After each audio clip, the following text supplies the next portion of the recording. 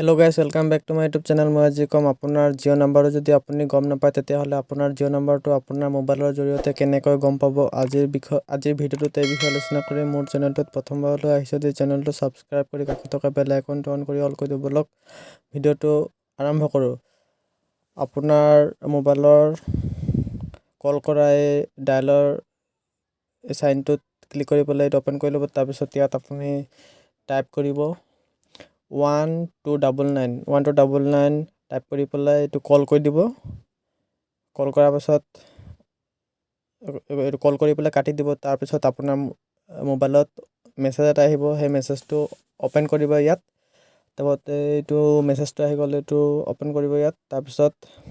open কৰাৰ পিছত এটো আপোনাৰ জিঅ' নাম্বাৰটো ইয়াত চাবলৈ পাব মই এটো ব্লাৰ কৰি দিছো তাৰ পিছত কিমান টকা ৰিচাৰ্জ ভৰাইছে কিমান এমবি ইউজ কৰিছে কিমান এমবি আছে এইটো কিমান তাৰিখে ৰিচাৰ্জ শেষ হ'ব এটা সকলো দেখাই দিব তো ভিডিঅ'টো ভাল লাগিলে লাইক কৰিব শ্বেয়াৰ কৰিব সাবস্ক্ৰাইব কৰিবলৈ নাপাহৰিব থ্যাঙ্কস ফৰ ওয়াচিং